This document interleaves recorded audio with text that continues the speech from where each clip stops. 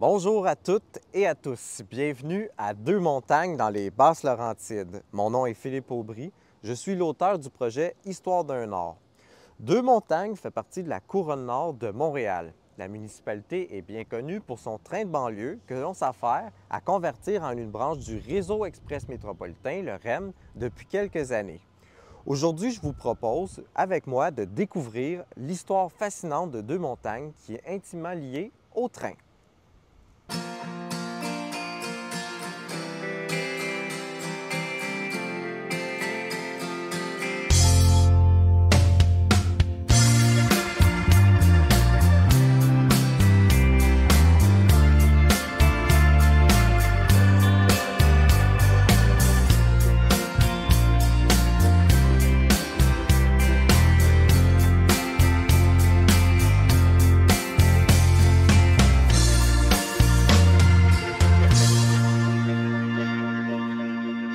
Avant de plonger dans la genèse de Deux-Montagnes, je me dois de vous expliquer son nom.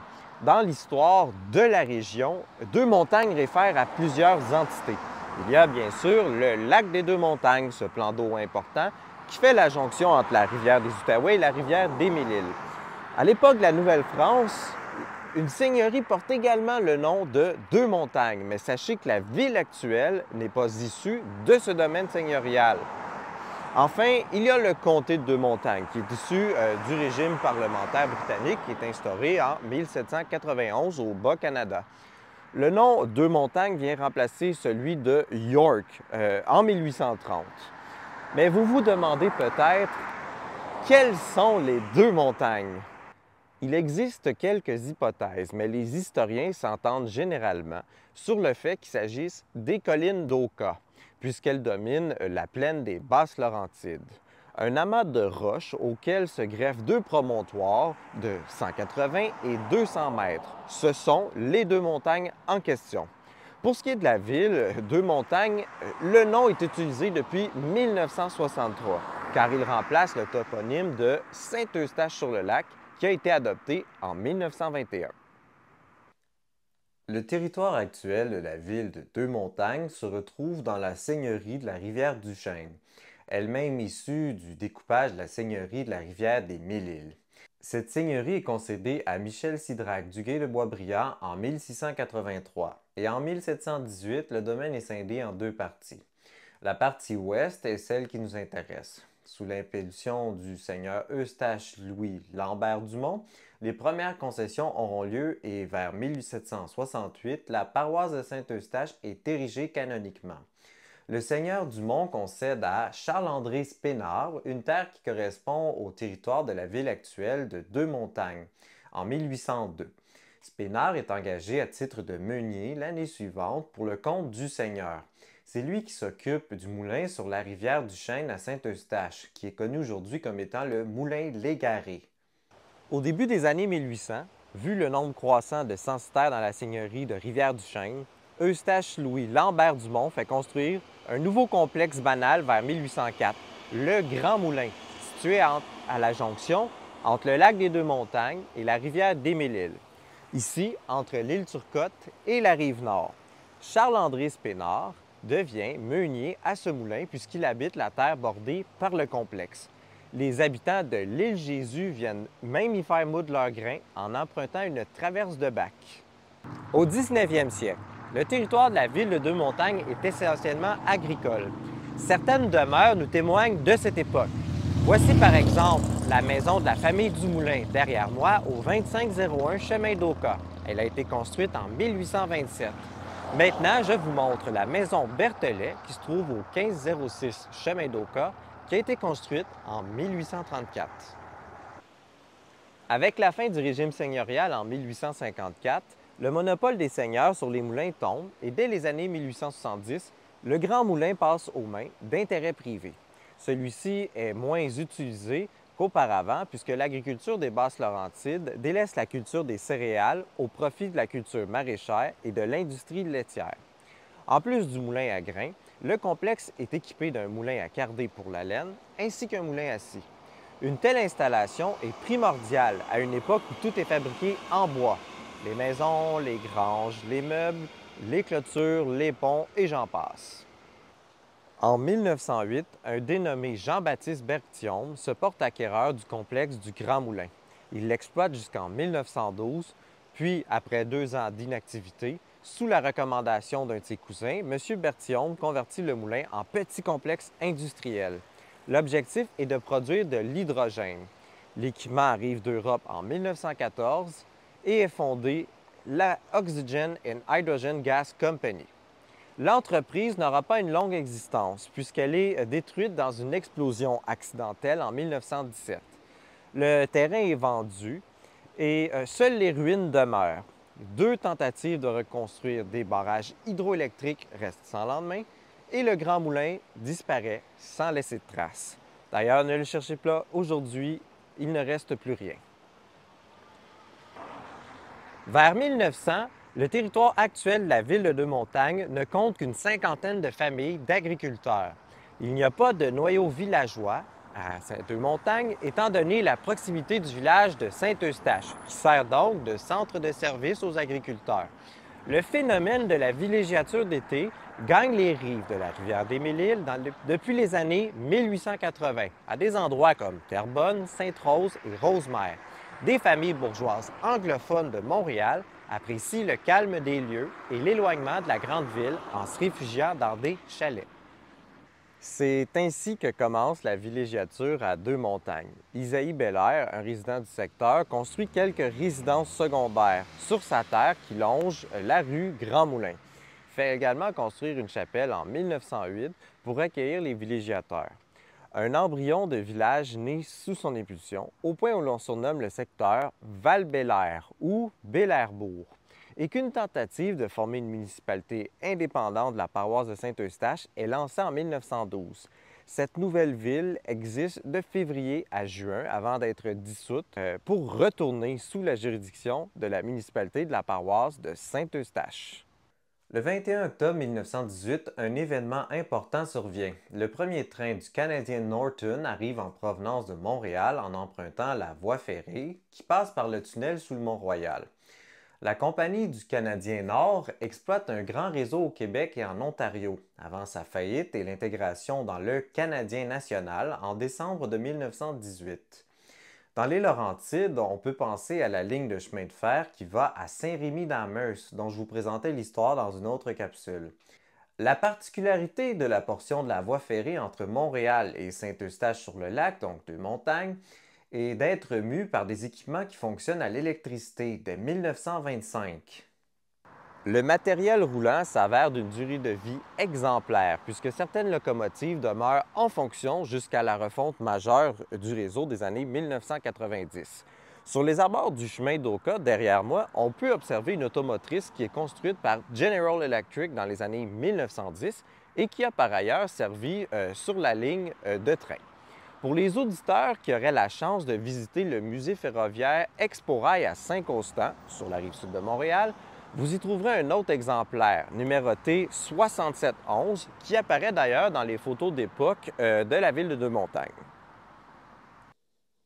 Le 18 août 1921, Saint-Eustache-sur-le-Lac se sépare de la municipalité de la paroisse de Saint-Eustache.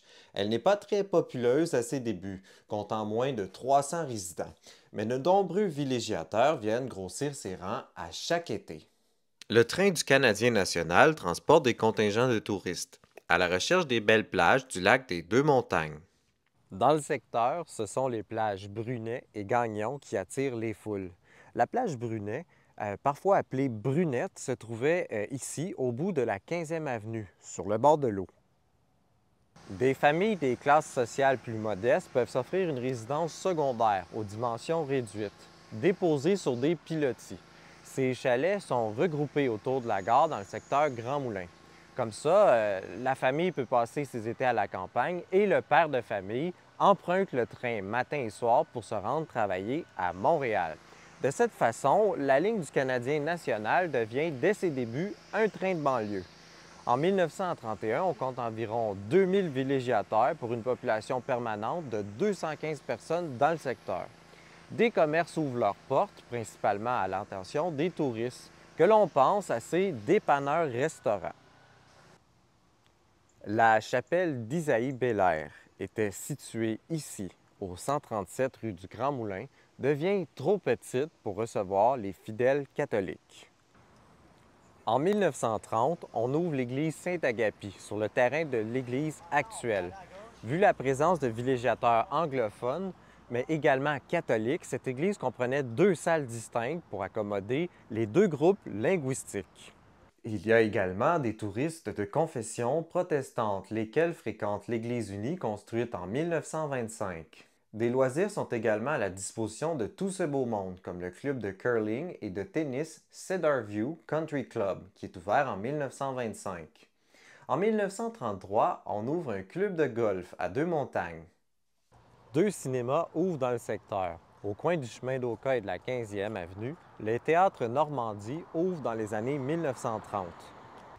En 1946, s'ajoute le théâtre Moon, dont l'édifice existe encore de nos jours, bien que son apparence et sa fonction aient été modifiées depuis.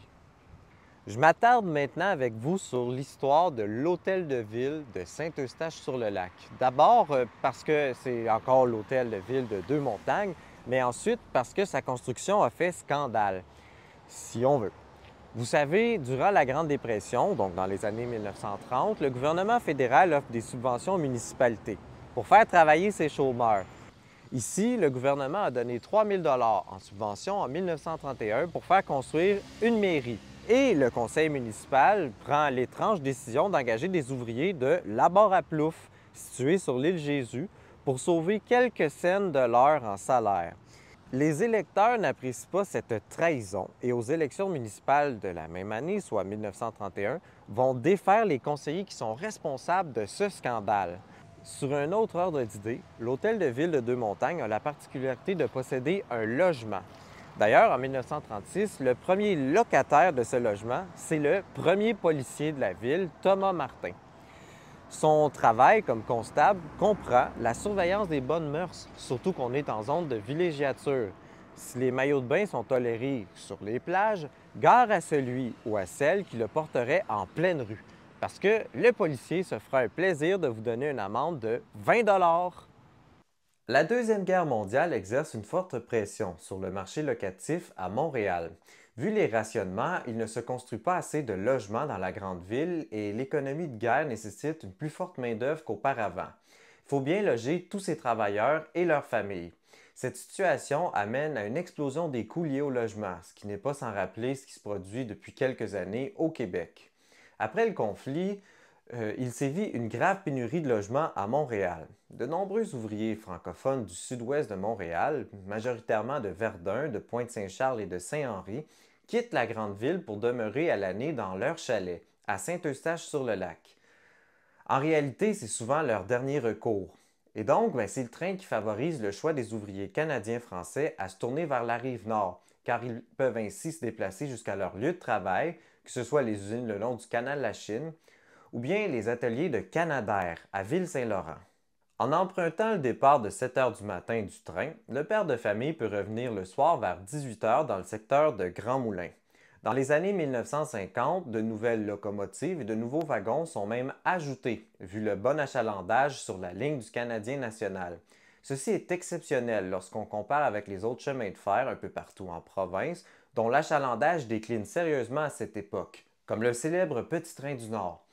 Ce dernier ne peut pas rivaliser avec l'automobile. Mais le train du CN de Deux-Montagnes continue de servir la banlieue naissante, justement, à Saint-Eustache-sur-le-Lac.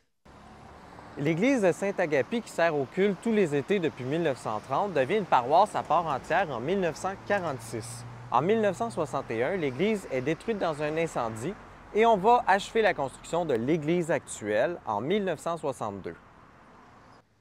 C'est un mal pour un bien, puisque dans les années 1950 et 1960, il se construit de plus en plus de maisons unifamiliales et cela grossit les rangs des fidèles qui assistent à la messe chaque dimanche. On développe par exemple le secteur de la 20e avenue à partir de 1958. Le développement domiciliaire entraîne la disparition des terres agricoles sur le territoire actuel de la ville. Les agriculteurs préfèrent morceler leurs terres en petits lots et les développer. Une des particularités de la ville de Deux-Montagnes est sa population anglophone nombreuse. Dans les années de l'après-guerre, de nombreux villégiateurs choisissent, à l'instar de leurs compatriotes francophones, de s'établir de manière permanente à Saint-Eustache-sur-le-Lac. On retrouve sur les 3e, 4e et 5e avenues les premiers développements au nord du chemin d'Oka, à partir de 1945. La croissance démographique des anglo-protestants amène la construction de nouvelles églises de différentes confessions protestantes. En 1955, l'Église unie Christ Church ouvre sur la 14e avenue. Elle remplace une première église protestante construite en 1925. Toujours en 1955, l'église anglicane All Saints Church ouvre sur la 18e avenue. Sur la 5e avenue derrière moi, on peut observer la People's Church, qui est construite en 1964. Enfin, puisqu'il y a des sujets anglophones mais catholiques, l'église Holy Family est construite au début des années 1960, juste en face de l'église Saint-Agapi. En 1940, une population assez nombreuse dans le secteur justifie la construction d'une belle école de rang, la Petite École jaune sur le chemin d'Oka. Cet établissement scolaire a la particularité d'offrir des cours en français et en anglais, puisqu'il y avait plus qu'une institutrice à son emploi. Elle logeait à l'étage. Et comme la population passe de 1400 à plus de 3000 personnes durant les années 1940, l'école se trouve rapidement à être trop petite. La commission scolaire fait construire une école moderne près de l'église, l'école Saint-Jude.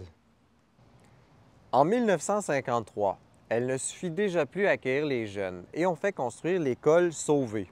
Originalement construite sur un étage, on procède à son agrandissement une première fois en 1957, puis une deuxième en 1961.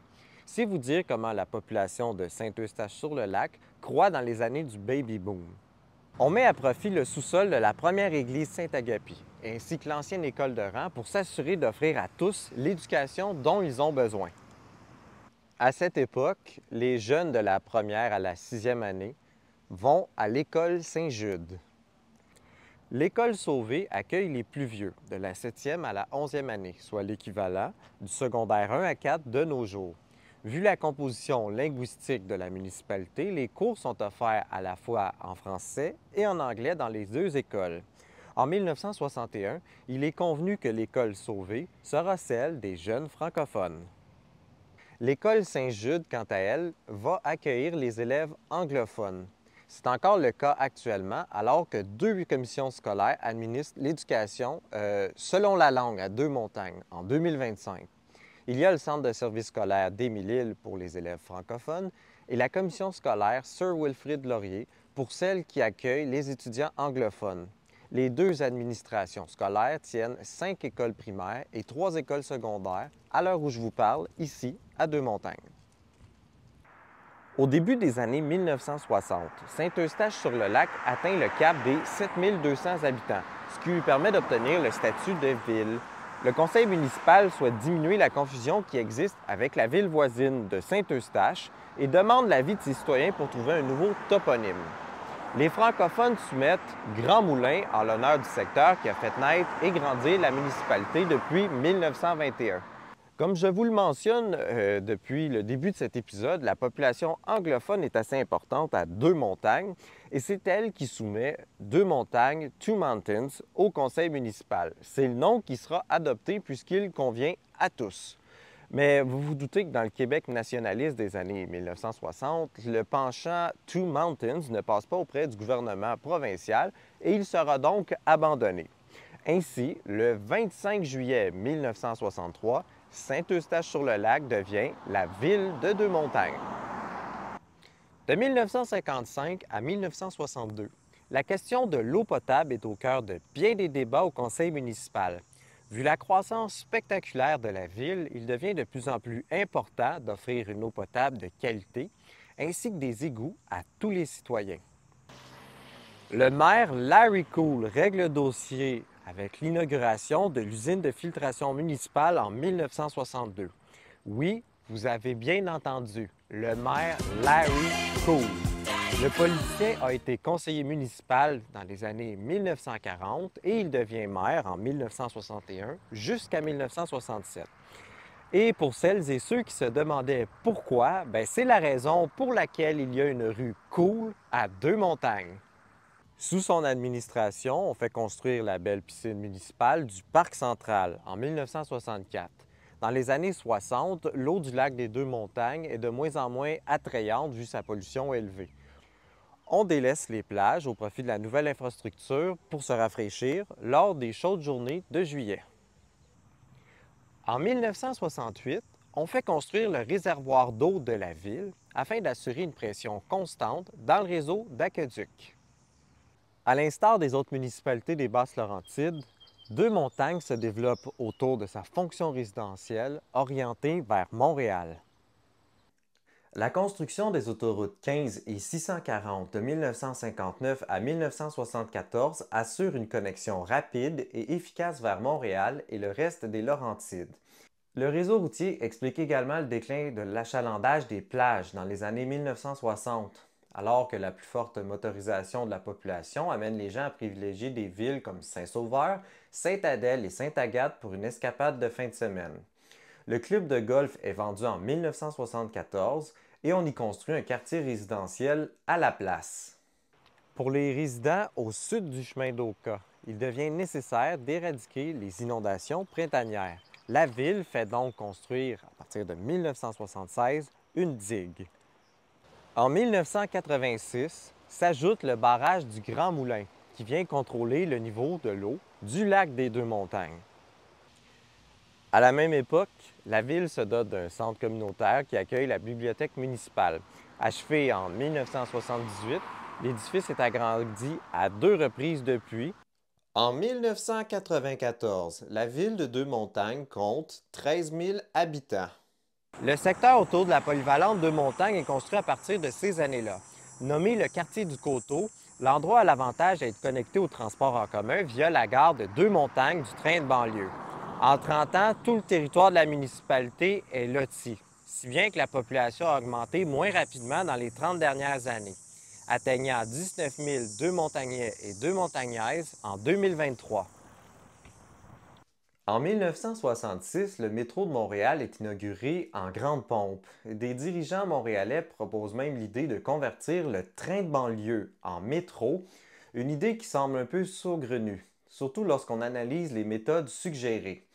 En effet, pour intégrer le train de banlieue au métro, il faudrait l'encabaner, vu la distance à couvrir qui est assez grande. Ce serait impensable de faire un tunnel jusqu'à la rive nord de Montréal. Et donc, le train demeure en service, malgré la rude concurrence de l'automobile. Et l'ouverture de l'autoroute 13, l'autoroute Chemédé, en 1975, permet aux banlieusards d'optimiser leur temps de déplacement, évidemment, à l'époque. Une entente signée en 1982 entre la CTCUM, qui est l'ancêtre de la STM à Montréal, et le Canadien national permet de prolonger le service jusque dans les années 1990. Mais en 1995, l'équipement roulant est très fatigué, comme je l'indiquais un peu plus tôt, parce que l'équipement des années 1910 est toujours en service à ce moment-là. L'ancien maire de la ville et député du comté de Deux-Montagnes au provincial, Jean-Guy Bergeron, fait un visionnaire de lui en 1992. À cette époque où le transport en commun n'avait pas la cote, il milite en faveur du renouvellement complet de la ligne de train de banlieue et il l'aura. De nouveaux équipements fabriqués par Bombardier entrent en service dès 1995. Et plus récemment encore, on procède à nouveau à une refonte majeure du train de banlieue sur les rails en le convertissant en REM. Depuis 2020, les trains ne circulent plus sur la ligne Deux-Montagnes pour faire place au projet du réseau express métropolitain. Au moment de réaliser cette capsule, nous sommes tout près de voir les premiers wagons transporter des passagers, puisque la mise en service est prévue pour octobre 2025. Le REM aura l'avantage d'avoir une plus grande fréquence, soit celle d'un métro en heure de pointe. Cette refonte ne s'est pas faite sans heurts, puisque les alentours de la gare du Grand Moulin ont littéralement été défigurés. L'emprise pour la voie du REM est beaucoup plus large que celle de l'ancienne voie ferrée. Plusieurs maisons ont été rasées du secteur et, à mon avis, ce ne sont pas les dernières. Malheureusement, comme je l'ai observé dans d'autres municipalités des Basses-Laurentides, la mode est à la densification. On construit des nombreux multilogements sans caractère sur des terrains d'anciennes maisons unifamiliales. Certaines sont parfois d'anciens chalets, comme des témoins de l'époque de la villégiature ici à Deux-Montagnes. Mais que voulez-vous? Le progrès a un prix. Voilà donc, chers amis, un bref portrait de l'histoire de la ville de Deux-Montagnes. Cette banlieue de Montréal bien favorisée en termes de transport en commun. J'espère que l'épisode d'aujourd'hui vous a plu. Avez-vous connu ou avez-vous emprunté le train du Canadien national, puis le train de banlieue de Deux-Montagnes? Faites-nous en part dans les commentaires. Encore une fois, mon nom est Philippe Aubry. Je vous donne rendez-vous pour le prochain épisode qui porte sur la ville voisine de Sainte-Marthe-sur-le-Lac. Allez, à bientôt tout le monde!